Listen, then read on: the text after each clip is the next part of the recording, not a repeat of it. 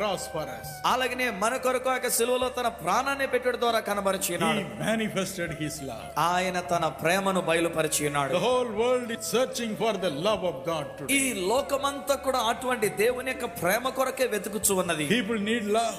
ప్రజలకు ప్రేమ కావాలి. Everyone is asking for love. ప్రతి ఒక్కరూ ప్రేమ కొరకే అడుగుతూ ఉన్నారు. Some months ago, mà con mong muốn hãy can đảm tiến bước trên Cha đã tạo dựng nên. Con có một trái tim biết yêu thương, một trí óc thông minh, một tâm hồn rộng mở và một nghị lực phi thường. Cha tin rằng con có đủ khả năng để giải quyết mọi khó khăn hiện tại và tạo dựng. దేవుని పరిశుద్ధమైన నామానికి మహిమ ఘనత ప్రభావం కలుగును గాక. పరలోక రాజ్యానికి హక్కు నీకు.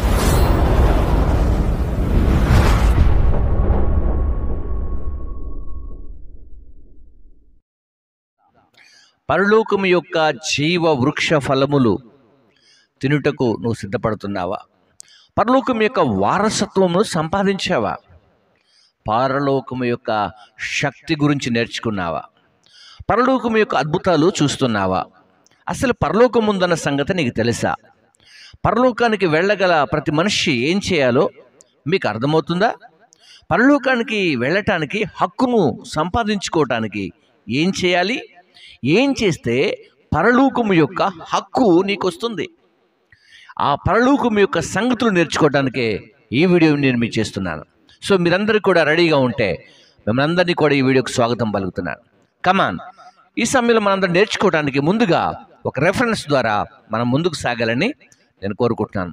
ఈ సమయంలో మనందరికి తెలిసినటువంటి బైబిల్ గ్రంథంలో ఉన్నటువంటి మాట, ఎఫెసీయులకు రాసిన పత్రిక 5వ అధ్యాయం 5వ వచనంలో దేవుడు ఏమని రాశాడు, ఏ విషయాన్ని మనకు ప్రస్తావించాడన్న విషయాన్ని క్లుప్తంగా నేర్చుకోవడానికి మనం ప్రయత్నం చేద్దాం. ముందుగా, హక్కు లేకపోతే ఏదీ నీ సొంతం కాదు. హక్కు లేకపోతే ఏదీ నీ దగ్గరకు రాదు. దానిని సంపాదించుకోవాలి.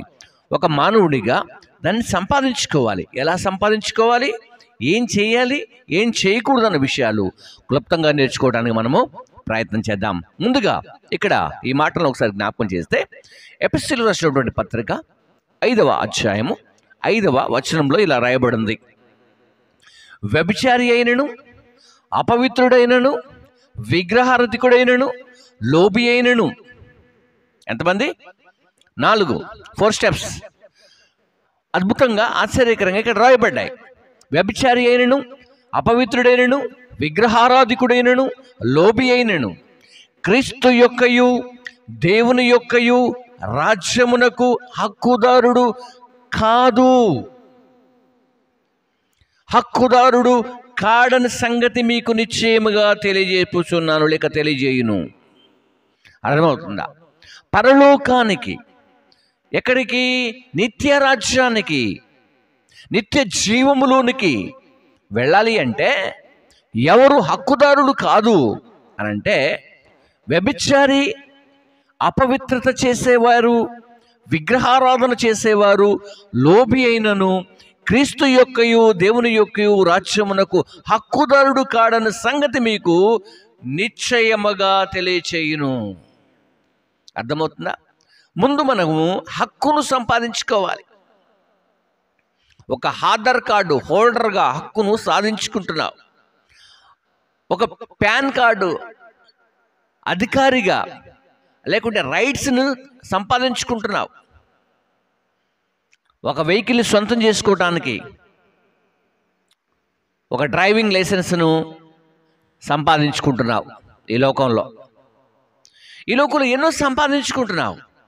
కానీ వాటన్నిటికీ మించి పరలోకము యొక్క హక్కును, పరలోకములో అడుగు పెట్టే తల్లి, చెల్లి, సహోదరుడా, ఈ సమయంలో మీకు నేను నూతనమైన విషయాలు తెలియచేయాలని ఆశపడుతూ ఉన్నాను. సో పరలోకమును గురించినటువంటి హక్కును సంపాదించుకోవడానికి ఫస్ట్ ఆఫ్ ఆల్ చేయవలసినటువంటి మొట్టమొదటి కార్యం ఏంటి అంటే, క్రీస్తు యేసును నీ సొంత రక్షకునిగా అంగీకరించటం. క్రీస్తు యేసును నీ యొక్క రక్షకునిగా అంగీకరించి మారు మనసు పొందటం. మారు మనసు పొందినప్పుడు ఇదిగో ఈ దుర్భరమైనటువంటి జీవితం, ఈ భ్రష్టత్వము కలిగినటువంటి జీవితం, ఈ పాపపు మురికి బ్రతుకు ఏమవుతుందంటే క్రీస్తు యేసు స్వరక్తములో, ఆ రక్తములో నీ పాపములు, నీ శాపములన్నీ కూడా కడగబడి శుద్ధి చేయబడి, ఇదిగో నిత్య జీవమునకు, పరలోకమునకు నీవు హక్కు కలిగిన వాడవుతావు. పరలోకములో జీవ గ్రంథములో, గొర్రె పిల్ల జీవ గ్రంథములో నీ పేరు లిఖించబడుతుంది. ఒక ఆధార్ కార్డు, ఒక ఎలక్షన్ కార్డులో నీకు నీ పేరు, నీ వయస్సు అన్నీ ఎలా రాసినప్పుడు ఎలా ఓటు హక్కు నీకు వస్తుందో, మన భారతదేశంలో ఎలక్షన్ కార్డు నీకు ఎలా వస్తుందో, ఇదిగో క్రీస్తు యేసు రక్తములో నువ్వు కడగబడినప్పుడు పరలోకము యొక్క సర్టిఫికెట్, పరలోకము యొక్క హక్కు, జీవము కలిగిన దేవుడు నీకు ధారాళముగా ఇవ్వటానికి ఇష్టపడుతున్నాడు.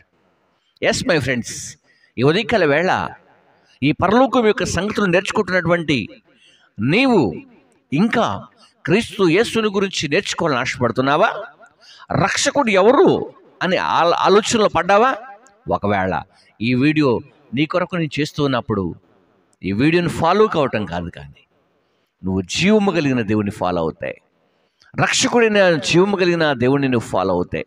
నీ కొరకు, నా కొరకు 39 కొరడా దెబ్బలు తిన్నటువంటి ఇదిగో ఈ క్రీస్తును ఫాలో అయితే పరలోకం నీ సొంతం అవుతా ఉంది.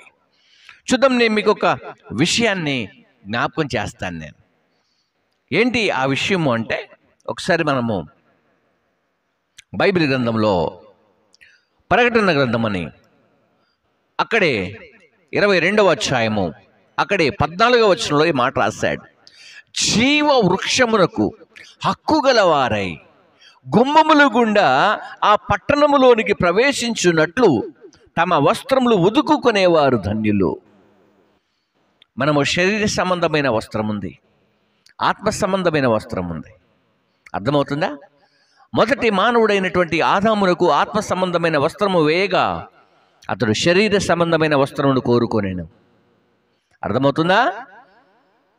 జీవము కలిగిన దేవుడు మొదట ఆదాము అవ్వలకు ఆత్మ సంబంధమైన వస్త్రములు వేయగా వారు శరీర సంబంధమైన వస్త్రములు కోరుకొనెను. అందుకే జీవము కలిగిన దేవుడు కచ్చడములు తీసి వారికి వస్త్రములుగా మార్చి శరీర సంబంధులుగా మార్చబడ్డారు. కనుక జీవ వృక్షము కలిగినటువంటి ఏదేనులో నుండి ఈ పాప భూయిష్టమైనటువంటి మట్టి నేల మీద పడిపోయారు. కనుక ఈ మట్టి నేల నుండి మరల మహిమ ధరించుకొని జీవ వృక్షమునకు హక్కు గలవారు కావాలని జీవము కలిగిన దేవుడు, జీవాధిపతి అయినటువంటి దేవుడు నిన్ను నన్ను బ్రతికించి ఆయన రాజ్యములు చేర్చుకోవటానికి, ఆయన సన్నిధికి పిలవటానికి ఈ ఉదయకాల వేళ నిన్ను పిలుస్తూ ఉన్నాడు. ఎస్ మై ఫ్రెండ్స్, నువ్వు సిద్ధపడితే దేవుడు నిన్ను అలాగనే పిలుస్తున్నాడు. అయితే నువ్వు అలా బ్రతకకుండా, అలా చెడిపోవాలని, పరలోకానికి రాకుండా ఉండాలని కొన్ని మాటలు ఈ లోకంలో వినిపిస్తూ ఉంటాయి. ఆ మాటల గురించి మనం ఒకసారి నేర్చుకోవడానికి ప్రయత్నం చేద్దాం. దానికి ముందు మరలా ప్రకటన గ్రంథం 22:14 వచనాన్ని మీకు చదివి నేను ఆ మాటల దగ్గరికి వెళ్తాను. జీవ వృక్షమునకు హక్కు గలవారై గుమ్మముల గుండా ఆ పట్టణంలోనికి ప్రవేశించినట్లు తమ వస్త్రములు ఉదుకుకునేవారు ధన్యులు. ఓకేనా? రైట్. ఇప్పుడు మీకు ఆ మాటను నేను జ్ఞాపకం చేస్తాను. ఏమని చెబుతున్నాడు తెలుసా? వ్యర్థమైన మాటల వలన, ఎఫెసీ పత్రిక 5వ అధ్యాయం 6వ వచనం, వ్యర్థమైన మాటల వలన ఎవడు మిమ్మల్ని మోసపరచనీయుకుడి, ఇట్టి క్రియల వలన దేవుని ఉగ్రత అవిధేయులైన వారి మీదికి వచ్చును. మీరు అలా అవిధేయులైన వారి మీద దగ్గరకు వెళ్లకుండా జీవ మార్గంలోనికి వచ్చి నిత్య జీవులు ప్రవేశించి నిత్య రాజ్యములో ఉన్నటువంటి రక్షకుడైన యేసయ్యను ఆరాధించాలని ప్రభుపేట మనం చేస్తున్నాను. కాబట్టి ప్రియమైనటువంటి స్నేహితులారా, తల్లి చెల్లి, మీరందరూ కూడా ఈ మాటలు విని ప్రభు యొద్దకు చేర్చబడాలని, పరలోకానికి హక్కును సంపాదించుకోవాలని కోరుకుంటూ ఈ నా మాటలు ముగిస్తున్నాను. చిన్న ప్రార్థన మీ కొరకు. కృపగల తండ్రి, దయగల దేవుడా, వందనాలు. ఈ వాక్య పరిచయం వింటున్న బిడ్డలందరినీ దీవించండి, కృపతో నింపి బలపరచుమని యేసును ప్రార్థించి వింటున్నాము తండ్రి. ఆమేన్. God bless you. శుభాలు కలుగును గాక.